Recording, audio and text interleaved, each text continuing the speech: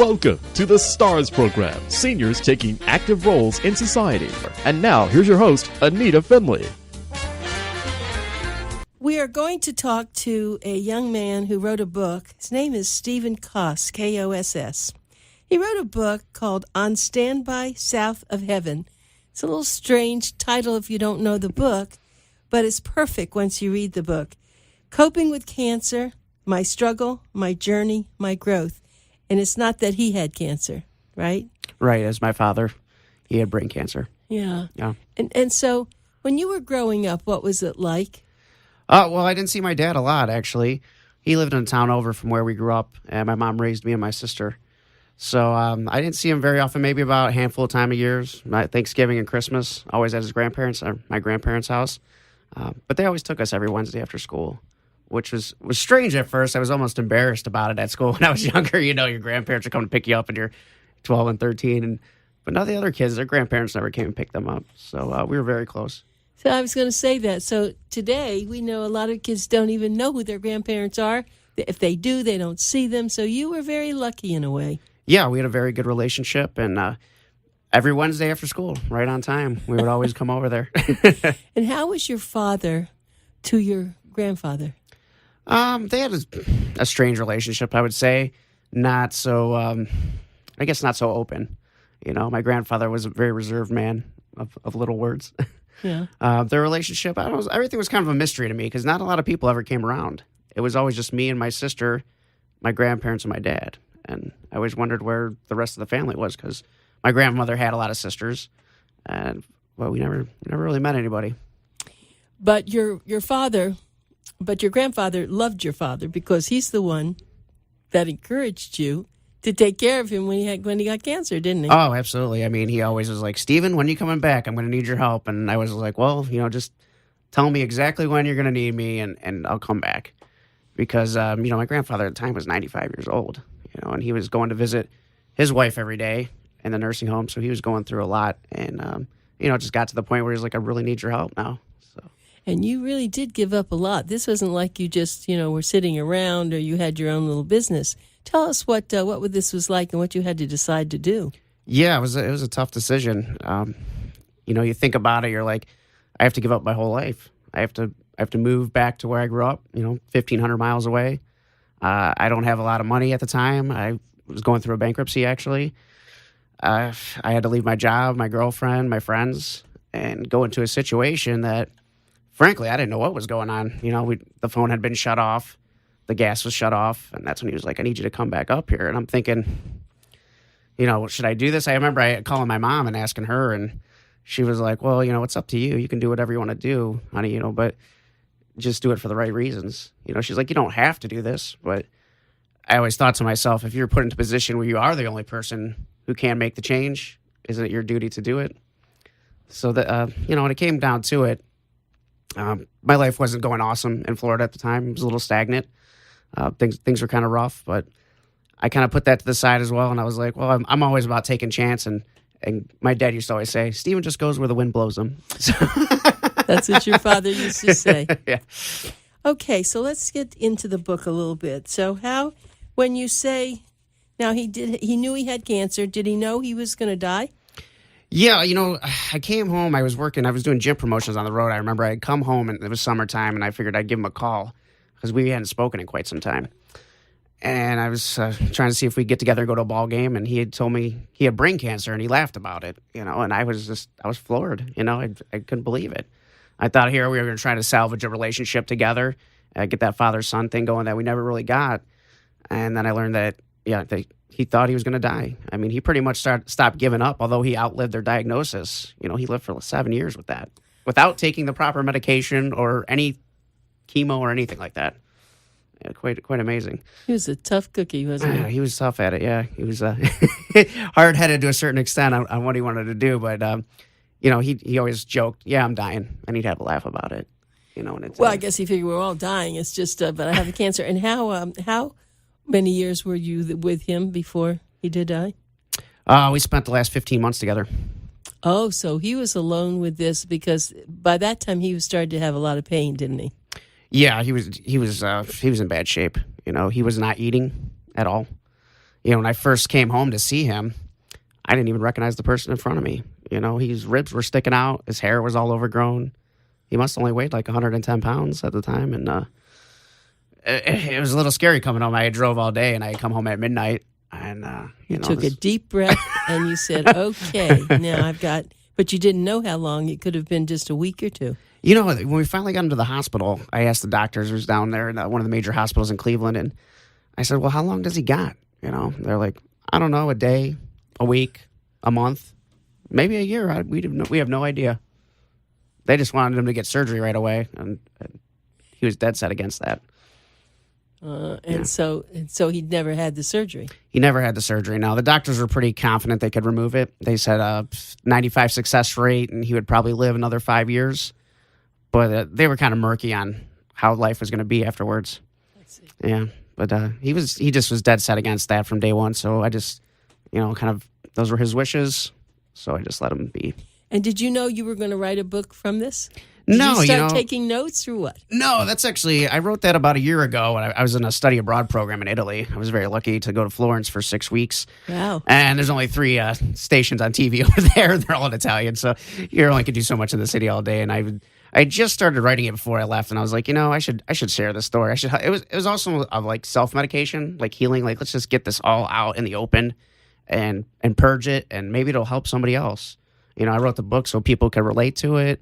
I hope it makes them laugh. I know there's funny stories in there. I hope it makes them cry, and I hope it kind of inspires them towards the end. That I'm just a regular person, as I think most of us are, but life deals with some serious challenges, and you got to see how strong you are to overcome those. And I just think people could relate to it. So I just wanted to share my message. And I wrote the book as it's an easy read. You can read it in just a couple hours, and I made it that way because I know people don't read a lot today. I don't think if they do, it's digitally on their phones. It's tough to get somebody's attention for that long. So I just made it a nice, quick, easy read. Well, you did get my attention. I get a lot of books. Oh yes. First of all, the size of the book's a little different shape. Yeah, I did that on purpose as well. Clever kid. And the cover was beautiful, and the title was interesting. But you may say it just takes you a couple of hours. It took me longer because I was really reading it. Mm-hmm. At first I saw it. Yeah, when I review books, I go over the list, I go in the middle, and I go over the NSC. But when I started, I really couldn't put it down. You really caught me on this, and you're really this has not been your profession, I gather. So no, I'm not a writer. I never wrote anything before this. I wrote that book like 20 times. I didn't know how hard work it was writing. It came out fast when I wrote it in Italy. Like, I could write a chapter and just sit down and write a chapter in one sitting. But then after I got it back, one of my aunts is an English teacher, and she took the first copy and marked it all up in red pen and everything. And then I'd go back to work and rewrite it and keep reading it, keep working it, send it to a couple other editors, have them keep going through it. So it was really a lot of work. Now I've got to work a lot more promoting it because I put so much time into writing it. I understand that. Well, It's funny. I always say to a lot of our authors, but it's out now. Before it was inside. Sure. Now it's out, and the energy of the world will take it somewhere. We don't know where. We hope that. So it's so hard nowadays to make a book a bestseller, and we don't really even anticipate that. My husband's written some books. We wrote a book together, and we promoted it. But the main thing is that you have the book. It's out there. You can be very proud of what you've done, and you should be. And the nice thing, and that's why I want to talk, that anybody who is in the world now of caregiving, even if the person you're caregiving for is an easy caretaker, this still is a great book because it went from day to day. You were faced with a lot of things. As you said, you didn't have any of the experience or the knowledge of how you take care of somebody. Sure, absolutely not. And my head was spinning like a top. It was like, where do I go first? Well, first I go to the house to try and clean it up. I get kicked out immediately. My dad was not having that. And then I go, now what do? I go, well, maybe I should go see a lawyer here. She goes, okay, well, you need to call the police. Then you need to go see a social worker. Now you need to have a psychiatrist come over. Now you need to put them in a facility. Now you need to bring them back. There were so many twists and turns, and I had no idea where to go. So the book, my other aunt who helped go through it, she goes, and this is kind of a how-to and a memoir at the same time. And I think that will help out people that are in any situation of caregiving. Yeah, you might get lucky and get a nice, easy patient, or you might get somebody who's super difficult like my father was. But I think that will give you some form of reference to whatever your situation may be. Very much so. Do you recall a particular thing you would like to read? I mean, a lot of it's very, very good. I mean, like the Confrontation was, Confrontation. That was a tough one, huh? Yeah, because when people are really nice, but they have Alzheimer's or dementia, they start to do that. They have hallucinations. They don't know who you are, and you're supposed to still be taking care of them, and they are confronting you all the time. Yeah. Yeah, it's definitely difficult. My dad was uneven aware if I was living there or not half the time. Sometimes right? I would show up sometimes. He's like, "Oh, what are you doing here?" And I'm like, "Man, I live here. Don't you remember?" His memory was So 10-second his time. memory was being really affected by the cancer. The short-term memory, oh yeah. He sat one time next to me and asked me 8 times in a row if I had been to the certain ballpark, the Miami one here. Yes. And I was like, okay, yeah, I've been there. Going over and over with him. But he always remembered you. He did always remember me. And he was probably very glad towards the end, especially when he was scared. Yeah, the one thing that I remember writing in the book, when I asked him, I was like, who's your best friend? And he looked at me, thought, and he goes, "You are." And that made me feel good. Those were the magic words, because that we all want that from our parents, and yet a lot of people don't get it. Yeah, absolutely. So that meant a lot to me. There was some nice healing in there. My sister carried a long burden. With her, they got in a fight when they were very young and hadn't spoken in forever, 15 years or so. And when we got everybody, she came up. She's a nurse, and he had fallen again, and he was in the hospital getting stitched up. And she came in there and she started working like a professional. And my dad was acting like he didn't know who she was. You know what I mean? Because he was terrified. He was so ashamed of what he did, and felt guilty. And he was who is this person? He go, "You know who this is." And my sister was terrified, but she stood up and she was courageous. And then with my grandfather in the room too that day, like 4 generations of us and her kids, it was one of the best days of my life. I was so proud of her, and it was that healing that I wanted so much in my life. Absolutely, yeah, that will take you forever. So, but I just want to tell everybody again, this is a book by Stephen, Steven Koss, Koss. They can go on Amazon.com and get that. Yeah, you can get it on Amazon, or you can go to my website. It's readkoss.myfreesites.net. You can get on there. You can get a digital copy for $3. You can get a print copy for $6. I'm not trying to get rich off this book. I just really want to spread my message. I know you do. And the material for your book is silky. It's so lovely. Yeah, the matte cover. Yeah, the matte nice. cover is really very nice. So you should be very proud of what you did, especially when you haven't, done any books before. It's funny that you should say about I didn't talk to my father for about 15 years, because when I got divorced, this book is about you, but I'll just share this for a minute, because when you said that, I thought about it. Because when I got divorced, he wanted my ex-husband to take my son away, who my ex-husband, as bad as he was in a way, he knew that my son should be with me. And I never forgave my father for that. And so I didn't see him for a long, long time. And then there was a big affair. There was a big party, and he turns up there. And I guess, and I'd just been there were these, the S training and all. And I'd been to one of those kinds of things that make you look back into your life. And I had decided, okay, if I ever get a chance to see my father, I'm going to just have this out and then let's get over it. So when I went up to him, he said to me, "Who are you?" Same thing you said. Same thing, huh? But he knew. He knew. And then when I told him what he did, he said, "I don't know what you're talking about." That's some old generation stuff there, where they just block that down and they're like, it never happened. So when you said that, it rang a bell. I haven't thought about this for a long time. But after that, then I was able to, I got through it. Mm-hmm. And then he was okay. But he was never really wonderful. I'd go to visit him in Miami. That's where he lived. And I'd drive up from Boca all the way down, because he said no one over cares about him. I'd come down, he wouldn't let me in. "Why did you come here? I don't want you to come here." And I'd sit on the steps, and my husband was so mad at me. He said, "Why do you do this to yourself?" I said, "I don't know, because that's the way it is." Yeah. So you can see I related to your book a Absolutely. lot. No wonder he kept put it down there. It was so great. Okay, so now you have seen that you are a writer. I hope you know you are. Are you? I appreciate that. Okay? I started writing a second book, so I'd like to keep. I think writing is so awesome, because I'm a talker, and people hate when I get loud and I keep talking. But through writing, I'm able to just keep talking without getting disturbed. And if somebody likes what I'm saying, they can follow it all the way through from A to Z. I really appreciate that about the craft. Yeah, and so I think maybe even though you have to work to earn a living, we all do, but writing the book could be something. Turn off the TV and go find yourself an easy chair and start writing. And so have you been in writers' groups at all? No, I've not. They say that it's good because then you're with other people and they can talk to you about what you're thinking. And, they're free. You just find some people who are, writers' groups are probably at the community centers or places. It might be a good thing for you to do. Sure, it's always great to get other opinions. That was one of the great things about going back to school and sitting in a room with, either 200 or 30 kids. Everybody's looking at a situation or a problem a different way, and you're like, oh, I never thought about that. It's almost like when I'm in the gym all the time, and I've done an exercise so many times, and I look at somebody's doing it, and they just tweaked it a little bit, and I go, I never even thought about that. So I appreciate that. There were other people, especially that are of common ground. Yeah, I have a lot of authors that come here and they come on the radio, and one person actually changed her whole title, changed a lot of the theme part of her book because she's a good writer, but she was off on some tangent, I guess, and when they were free to say what they said, and she changed it, and it's not selling great amounts, but she is selling some, and she feels good about herself and what she did, and that's probably what you're doing, right? Yeah, I feel a lot better.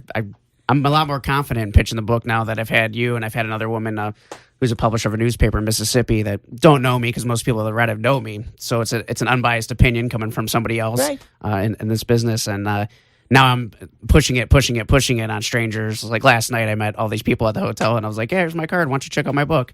Good with confidence. So well, this reminds me of people who are in hospice. Your father probably never did. He ever get to hospice? I don't remember. He had hospice care coming. Oh yeah, to the, he did. to the assisted living. And they're good, aren't they? They're they fantastic. Saved your life a lot. They save a lot of people's lives every day. And I'll give a shout out to my brother because he does a little volunteer work at hospice, doing some of their bookkeeping and things for them.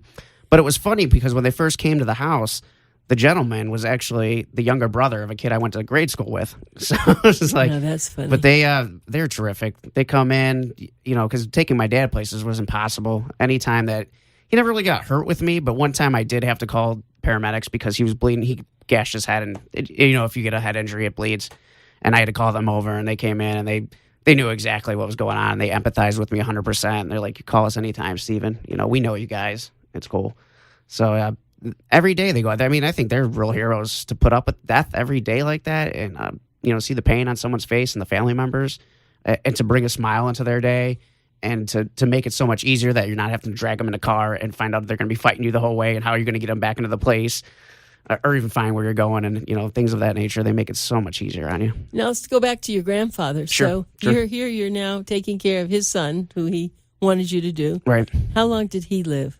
He actually just passed away in June at 99. No kidding. Yeah, we actually moved him down about a year and a half ago to Florida, and my sister is actually working at the assisted living where we got him in, which was a fantastic place. I mean, I loved that place, and he was very happy there, but it took a long time to get him down here. After I had left back to Florida, after my dad had passed, it took another year and a half to get him down. So he was 99. 99. And he was so appreciative that you did that, didn't he? Because he knew he couldn't, but he didn't want his son to be alone. Yeah, he was just too old to deal with all that. He was really struggling. It was tough for him. He went to the nursing home every day to be with his wife. He sat there from 9 to 5 every day. And then he was taking my dad on Sundays. And it was just, and I was the one I had to tell him when they both passed away. I was the bearer of bad news both times. And that was very difficult. And he was really broken up about it when Bob passed away, when his son passed away. Because at that point, we were going every other day. And we knew it was getting time. Hospice had told us he was getting to the point where he wasn't getting out of bed ananymore. And, and then my grandfather just was disillusioned. He was like, I thought he had more time. I thought he had, I'm like, we were here every day, it was coming. But I felt so bad for him because, those are the two people closest in his life and both fading away at the same time. And just coming to grips with that, just doing busy work kept him happy. He was paying his bills and making his food and running through his daily routine. And, he probably shouldn't have been driving because, like, when I got in the car the first time, I go, what's this bungee cord here? What's this? He's like, that's to get my bad leg in the car, Steven. God. Wait a minute. No, that's a funny story. That wasn't in this. No, I think I put it in there. You did? I don't remember. I would have remembered that. Oh, that is very funny. No. To get you. But you're so now that you've buried your father, you've buried your grandfather. Are you a caregiver for anyone else? I am not currently, but my stepfather Bob, he actually has an illness that is similar to Alzheimer's, and my mom is only up there with him. They live out in the country in Ohio, so time may come where I might go up there and just spend some summers up there. The Florida weather is not so good for me in the summertime. It's a little too much with what I got going on, so I was thinking maybe I would go up there and help out a little bit. My mom could use a hand here and there. So your mom always supported you because she had remarried, so she had a husband. Yeah, my mom only marries guys named Bob. Did I tell you that? Yeah. No, I know. 3 Bobs. I'm Bob number 2. But, there's a lot of Bobs in that book. I thought that was funny. Exactly. But how about your sister? How is she doing? She's doing well. She has 2 kids, Cecilia and Joey. She lives about 45 minutes north of me, and she's a nurse. She's got an LPN right now, and she's going to be going for her RN soon. So she's doing really well. So you, of course, you never really thought of going into caregiving, did you? No, my mom was a nurse. My sister's a nurse. You don't need to do that. I'm more of I was always into sales. I was always trying to figure out a different way to sell something, or I worked in restaurants half my life and sales the other half. So are you in sales now? No, I'm trying to sell this book. Like to get a book agent here by the end of the year. That's the goal. Right. Yeah. So maybe going to these book, the little groups that have books. So some of them may have that. There are some literary workshops too that you maybe want to grab one of those and get a lot of things. But I don't know if I asked you this before. Where did you get the picture? I actually hired a guy on Fiverr, and he made that for $5. Can you believe that? I was pricing this out, and I was like, I'll spend $75. And then my cousin's like, why don't you check out this site called Fiverr? How do you spell it? FIVVER. Okay. And I would go, you can get anything you're looking for, editing, graphic design, any job in the world, not just book stuff, like recording, whatever.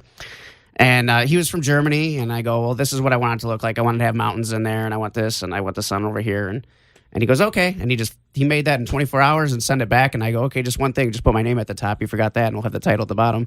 And it came out that quick for $5. And I always tell people that. This is me channeling my father because it's cheapness. But at $5, there's only $5 for that cover.